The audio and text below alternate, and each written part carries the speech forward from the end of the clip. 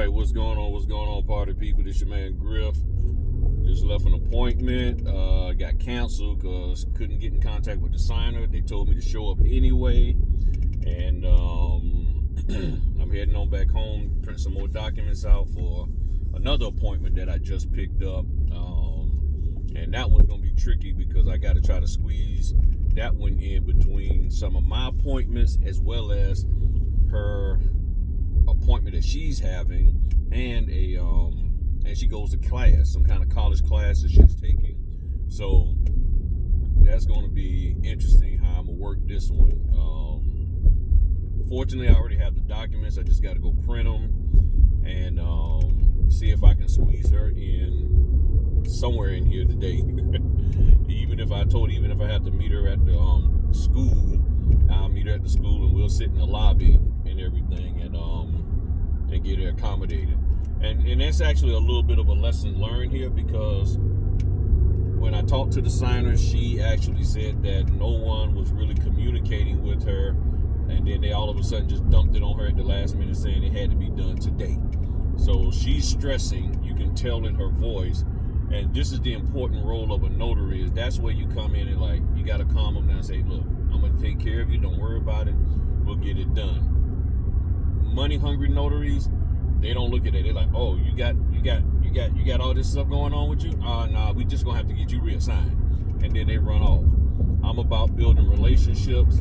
I can tell this is probably a young girl who got her own home. She's probably in her mid-20s or so, maybe 30. She sounds young. And you don't want to be leaving people stranded out there.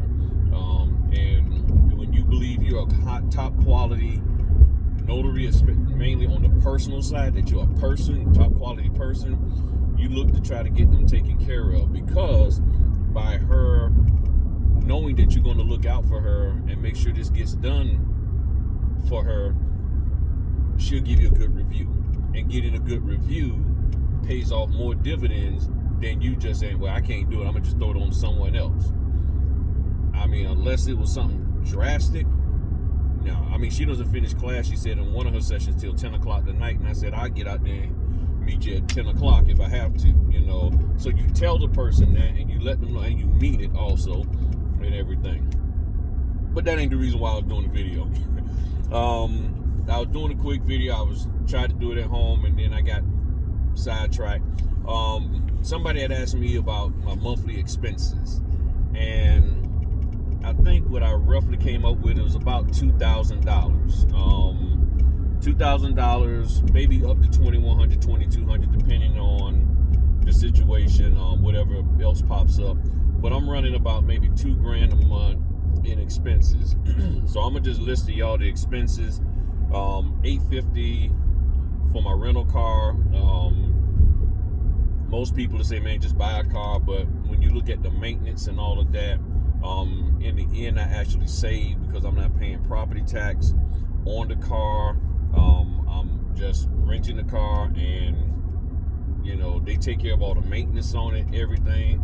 So I could either go up and down in a car class if I wanted to. I have an SUV, so it costs a little bit more. But if for some reason I wanted to actually go down a class or two, I could. You know, I could actually go down to just an economy car, you know. So if there was a situation where I realized, I was like, okay, you know what, I have no need to bring my printer with me at all, then I can spend, and I normally rent for a month, I could actually just rent a car for a whole month, and you know, for about maybe $300 or $400, and be good with that. But I like the SUV. Yeah, it's a little bit more on the gas, which brings me to gas. I'm at least putting out maybe $200 a month, which really is no different than if I owned a car. So the gas, $200 a month. So $850 for the car, $200 for the gas, $150 for membership stuff, and that might be lower,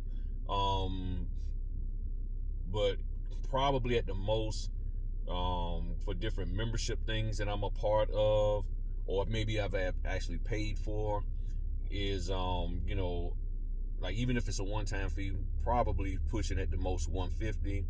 Paper, you're looking at $120.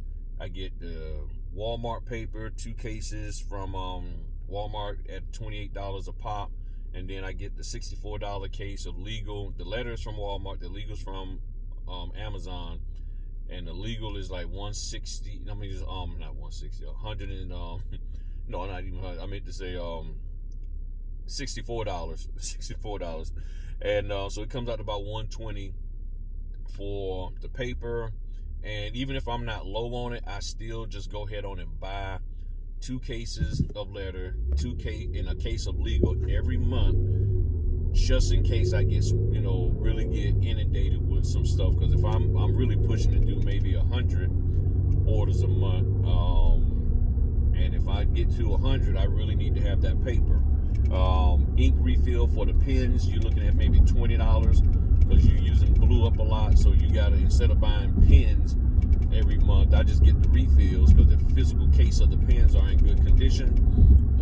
Office supplies, my folders that I put the envelopes in, that I put the documents in, comes in boxes of 100, and every 50 signings I'm going through a whole box of those. So I'm doing 80 a month, so I need at least two boxes of that, so I'm ordering that. So that probably, with that, along with some other office supply stuff, my little posted flags and other little knick-knacky things that I get, it's maybe $75.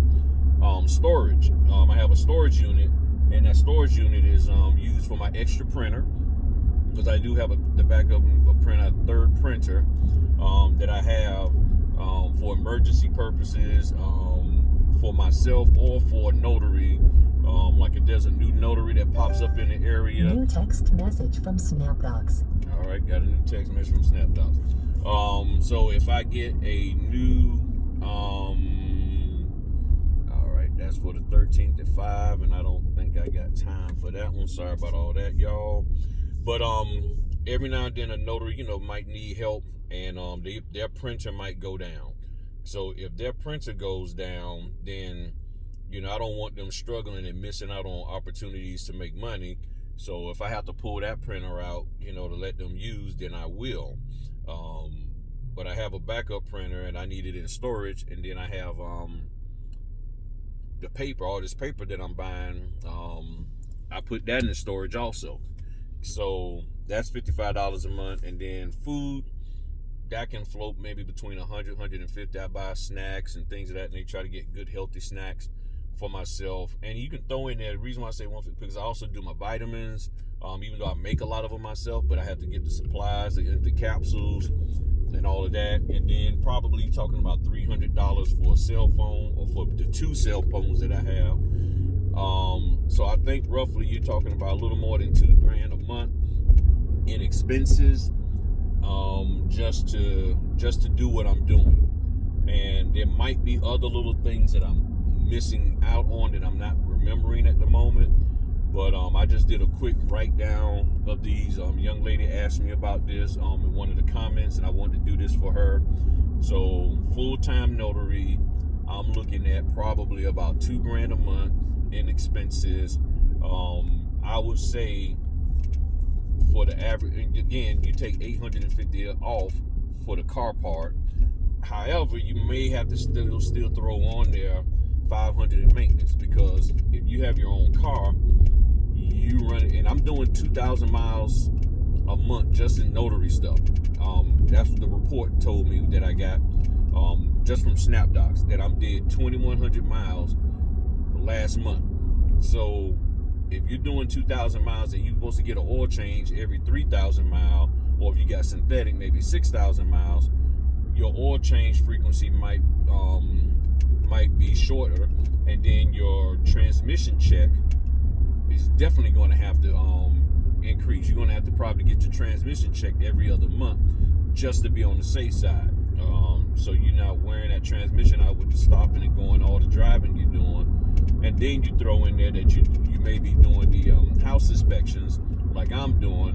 So that right there might be another 700 miles. So you're talking about almost 3,000 miles on a vehicle a month. In 2 months, you putting on every 2 months you got to get you an oil change, even if you do have synthetic oil. So, and then the tires, don't even Girl about to hit me. What is wrong with these kids? What is wrong with these kids? About to run me over.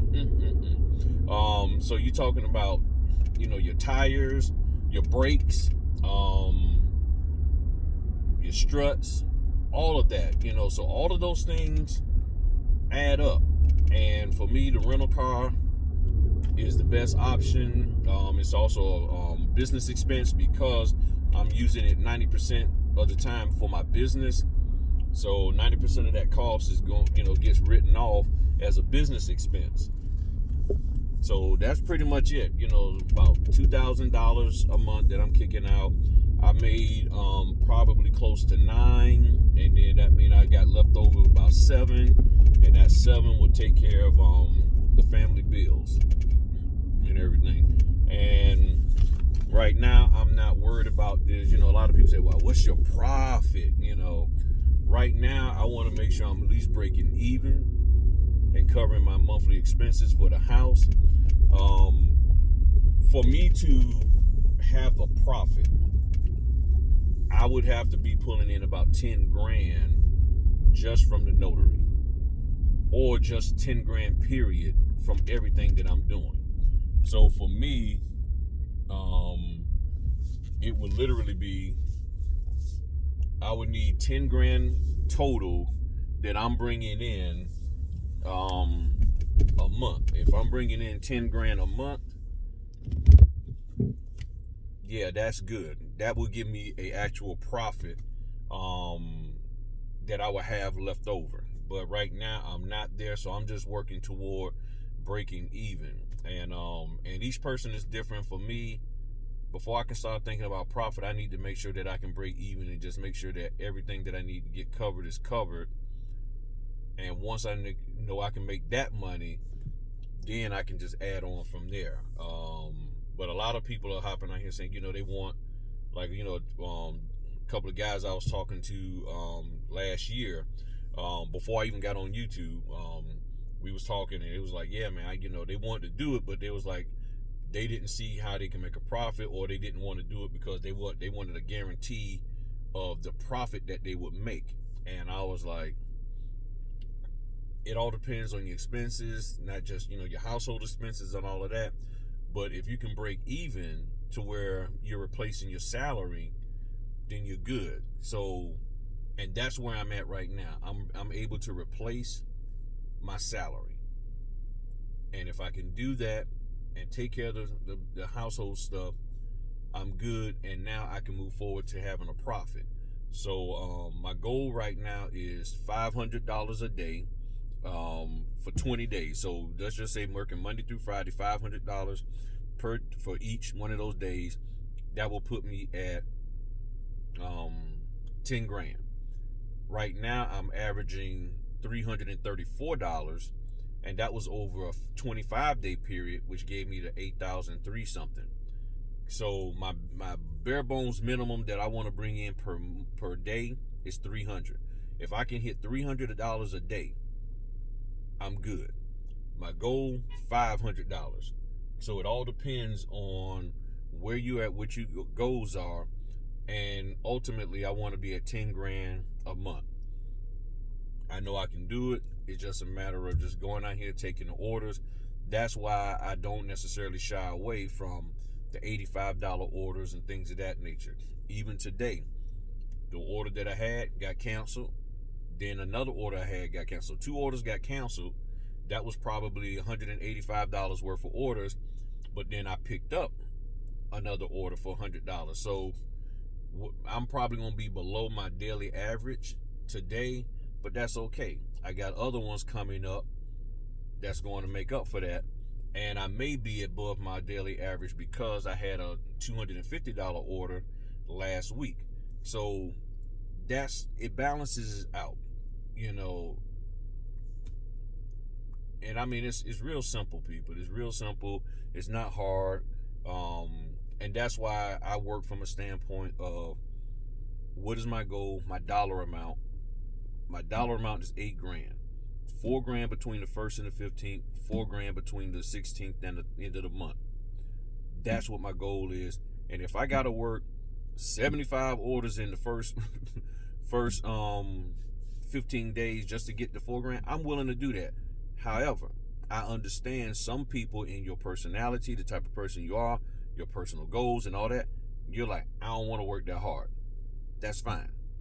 You don't have to work that hard. You may not be willing to work that hard. I don't have a problem with it. You do what you need to do for you. The question is, are you meeting your goals? If you're meeting your goals, then fine. And see, to say, well, I'm going to work to get these $300 orders. If the time that you're putting in to get a $300 order, you could have gotten several $85 orders or $125 orders and built you some solid relationships that you know you got consistent money coming in through them, you might, is it worth adding, putting in 3 or 4 hours a day for a $300 order that might come every now and then when you can consistently have $125? You know this company's going to give you $125 7 times a month. You got that. This company's like, hey, we got these orders, we giving it to you, versus kissing up to the company just to get a $300 order every now and then. But again, you roll with what you need to do. The goal is to make the money to take care of your family. Yes, I know the phrase, work harder, not smarter. The problem is some people just aren't even willing to work. And people are working so hard on not working that they're not making any money. Okay? So, $2,000 a month, I'm kicking out to cover everything that I'm doing. And that is ideally what I want. Want to keep it at around $2,000, maybe $2,500 at the most. And I'm good. All right. Talk to y'all later. Peace.